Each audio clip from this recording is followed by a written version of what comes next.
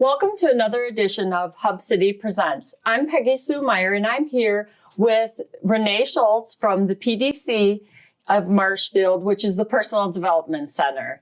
Hi, Renee. Hi, thank you for having me. Thank you for coming. We're here today to talk about the PDC and what's been going on with you guys. You have purchased the building within the last year, and where are things with that? So it's been a couple years now, actually. Time seems to just fly by. But we did move our facility. We had been for many years in various locations throughout the city of Marshfield, where we provided non-residential services.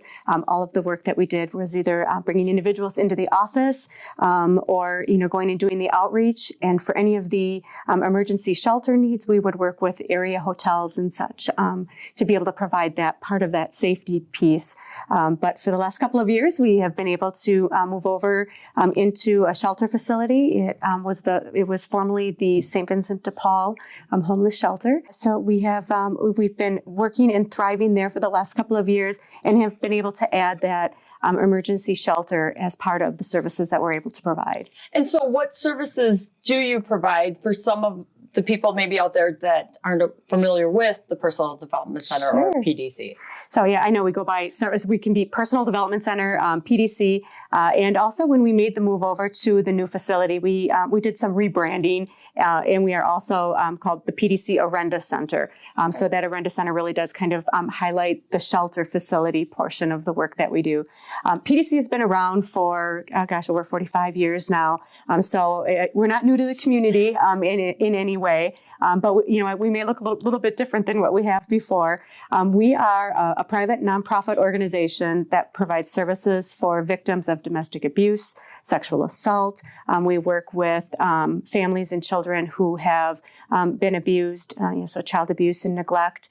We work with human trafficking. We work with elder abuse, and we also provide supervised visitation and exchange services through our agency. So a special heart kind of person is needed to help at something like that. Yeah. And now with COVID, the dreaded COVID, how has that affected you guys?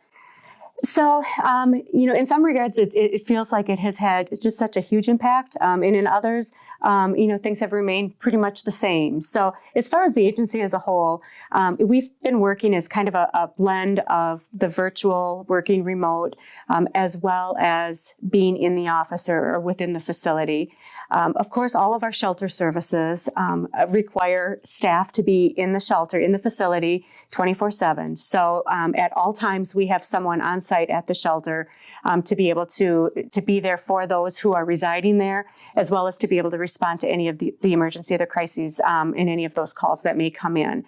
For our advocacy or the more counseling staff that are more the 8 to 4:30 type staff, we've been able to do a blend of working virtually. We do a lot of outreach, but we do have some that will work in the office as well. And really, it's very much based on the individuals who are seeking services and what they are most comfortable with. And then staff will make whatever accommodations they can make so that we can have individuals feeling safe and comfortable as they work through all of the different things that they need to work through to find their safety. So great. And so COVID hasn't really affected you guys negatively, making that you had to stop any kind of services. You're still fortunate enough to be able to offer any services that the community needs. For the most part, we have suspended our supervised visits. So those are the services where, for example, if any of the children, the only way they can see one of their parents is if it is supervised by a staff person. Those services we have suspended through COVID, but we have continued to do the exchanges of children from one parent to the other for those weekend or those kind of extended placement times. So that has changed a little bit. As far as the other agency functions, of course, one of the biggest impacts of COVID has been the fact that we can't do any of our fundraising, which is something that actually this is so very timely. Last night would have been our Sheltering Hearts event, which is something that we've been doing for many years. That's our big signature event. And it's been a very important event for PDC to generate revenue that will help keep all of our services going. And of course, we can't get, 200 250 people together for a nice dinner and mingling during this time. So unfortunately, that's been something that, we've had to change, and certainly it's a direct impact from COVID. So did you find a way to kind of maybe still be able to do Sheltering Hearts this year since you're not able to have the event? We did. So we're trying something the board of directors and the Sheltering Hearts Committee, and in particular, Julie Tharp, who she's the board president, and she's been heading up Sheltering Hearts for many, many years. They wrote a very heartfelt letter to all of our supporters and community members, and just, asking if letting them know that we're missing getting together, that this is really something that really touches our heart every year, to be able to get everyone together. And to have a kind of a mail-in option for people to be able to contribute to PDC and the work that we do. So the letter, it's really cute. One of the things that's gone over really well for our full event is we have what we call our intangibles that people can bid on during the live and silent auctions. And basically what that is just some of the expenses that the agency has that we need to keep things going, like how much it costs for, say, a night of shelter for a victim, or to help support some of the printing costs that we have for all of our outreach materials and brochures. It could be some of the cleaning supplies, and particularly now with all of the extra disinfecting and cleaning that we need to do with those additional costs. We also have an emotional support dog, Mika, at the office, and so one of the hearts. We'll talk about some of the costs for supporting Mika in some of her needs to be there for residents. So that's what we're trying this year. They should have hit the mail this week, and so individuals, I'm hoping, had a chance to get that, and will hopefully consider donating in that regard. So you probably had a mailing list that you went by to send them to, but what if there's somebody that's not part of that mailing list and would like to donate? How could they go about donating? There's always, we would love donations at any time, very clearly. And so contacting us at the office, dropping off something at PDC, sending something through the mail, simply by, sending a check and just writing, in the memo that this is just a donation. Whatever way is easiest, and if they would like to reach out, we would be happy to work with them. For whatever works best for them. And also, Hub City Times is currently helping you with a drive. So if they want to do any kind of donations like that, we're gathering them at Hub City Times. Each week it's listed in the paper what kind of donations you guys need. So if there's an item that people would prefer, that's okay that they do that also. Absolutely. And that's been, that's just always such a wonderful donation to the agency. Hub City Times has been doing that for a couple of years now. And that is so wonderful.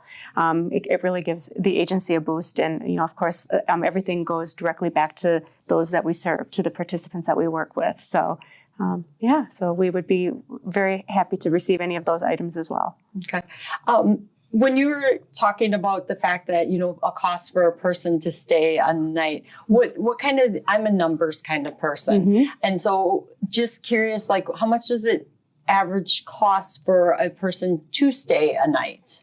That really depends every year. It fluctuates based on, what our agency costs are, and then how many individuals we are actually serving. And those numbers fluctuate from year to year. But to just kind of give you an idea, and I'm wondering if I can find, we've got security services. I'm going to see what we put on our hearts. So one day of food and shelter for a participant is $72.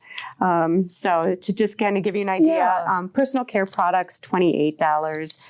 The laundry and cleaning supplies for a month, $84. So that just kind of gives an idea. When you think about all of us in our own homes, and all of those expenses that we have in our own homes for our family, if it's a family of 2 or 4, however many may be in our household. Well, we have a really big house, and so during the daytime hours, we have up to 17 staff there. But then for those people that are coming and living there, we have a capacity of up to 32 people that can come and stay with us. So those expenses can really add up, and so we've just been so fortunate that our community has been so generous in being able to, to support us in the work that we do and help all of those individuals in need. So this is just one other way that we're hoping that they'll reach out and help us. We could maybe even add monetary donations onto our little thing at Hub City Times. So if somebody wants to drop off a monetary donation to Hub City Times, we would be more than happy to get it to you guys if it makes their life easier. Sure. No, that sounds really good. Was there anything else you wanted to add? Well, I know we've had, this year, 2020, of course it's a challenging year. I know we all sit back and it's really easy to dwell on how much more difficult our lives have been, all of the additional challenges that we've had. But we've also had some wonderful blessings that have happened in 2020. And one of those blessings that I just, I really want to, be able to highlight is the fact that when we made that move over to a shelter facility, that was a huge leap for PDC. It's really a big undertaking to go from a non-residential, just kind of an office setting, leasing a space, to now going in and having a large facility with a shelter and all that's entailed in the upkeep and owning a facility. And unfortunately, when that transition happened, even though we had, with all of our best intentions, we ended up having a facility loan, like a mortgage, out on our facility. And that is something that has been something that with all of our funding sources, with all of our grants, those dollars are not able to be used to pay for a facility loan or a mortgage.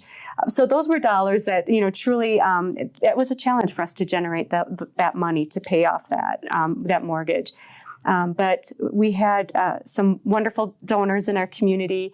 We had Kathleen Rolka and Brian Ewert, which I'm sure many of your listeners are familiar with. They decided to start a campaign to pay off the facility loan, and they just reached out to people that they knew and told the story about PDC and what the agency means to them and what we do for our community, and asked for support. And they were able to generate all of the revenue to pay off that facility loan. So even though, there certainly have been challenges, PDC has faced our challenges this year, there have also been some wonderful blessings that have come out of it. And we are so grateful and so appreciative of our community. That's great to be part of a community that supports each other. And when times are tough, they're still there to help and to be able to help each other. Exactly. That makes me want to cry. Well, and I'm from Marshfield. I mean, this is my hometown. And so it's always been near and dear to my heart. But in this position, and for as many years, I've been there, 17 years, and to really see how wonderful our community is and the amount of support that they give to those in need. We really look out for one another. And for me, I'm so grateful because I know that those dollars and all of those donations are going to a really good cause. They're really going to help people. And I make that commitment every day to make very good use of all of those donations for those people in need because there's so many people that are suffering. So we appreciate what you do for those people. So once again, in closing, if anyone would like to make any type of donation, they can make it directly to you guys, or they can drop it off at Hub City Times and we'll get it to you guys. That sounds great. And thank you so much for inviting me here today to talk with you and to share a little bit about what's been going on with PDC and Orenda Center. And just really appreciate all the support that you have shown us over all these years. It means a lot. Well, thank you. And thanks for being with us today, Renee. Yeah. Thanks. Thank you for joining us for Hub City Times Presents. We look forward to seeing you again soon.